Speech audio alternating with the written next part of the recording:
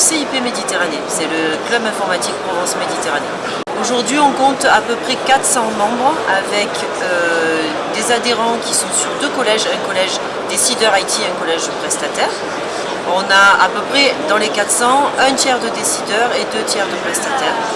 Et on diffuse nos infos et on a une communauté de plus de 2000 personnes et on a dépassé les 4000 followers sur LinkedIn.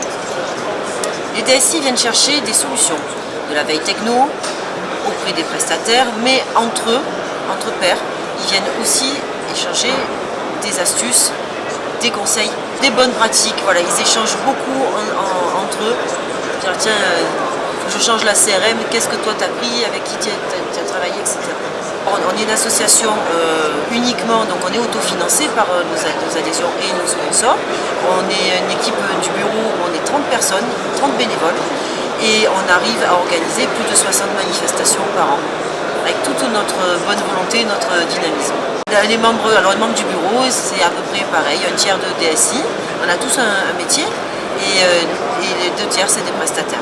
On a la chance d'être partenaire de Comexposium et d'être présente chaque année Ready for It et bien sûr aux assises de la cybersécurité. Aujourd'hui on aborde 2 types de sujets. On a des sujets techniques et ça c'est abordé lors de nos apéritifs incontournables. Il y en a un par semaine et par territoire. C'est pour ça qu'on arrive à 60 événements. Donc là c'est des sujets techniques qui varient. On n'a pas vraiment de ligne de sujets phares sur 2023 et on a une autre partie qui est beaucoup plus autour du métier du DSI.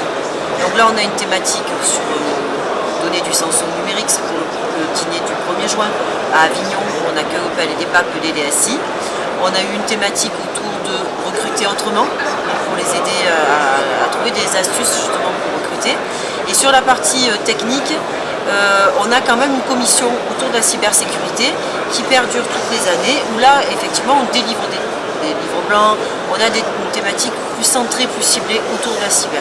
Après, nous, on a tous notre expérience en tant que DSI, en tant que Presta, on échange beaucoup avec nos adhérents, et donc finalement, on le fait aussi avec l'expérience.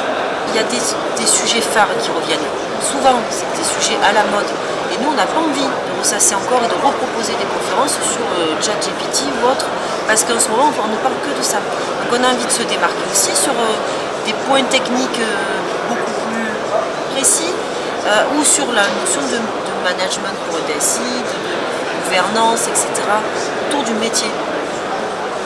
Oui, on a délivré un livre blanc avec d'autres associations autour d'Aix-Marseille qui travaillent sur la cybersécurité. Donc on a un livre blanc et un jeu pour les PME pour qu'elles mesurent leur niveau de maturité autour de la cybersécurité.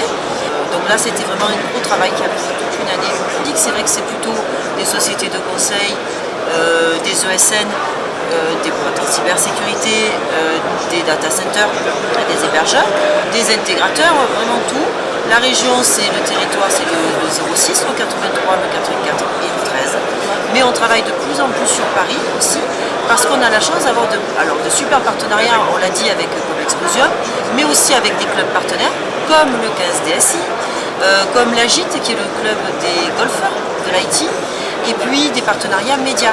Donc ça nous permet d'échanger, de les recevoir ici, nous d'aller aussi sur Paris rencontrer nos pairs, et ça donne au club une plus grosse dimension, et ça permet aussi aux prestataires de s'ouvrir à d'autres populations de DSI autres que ceux de la région.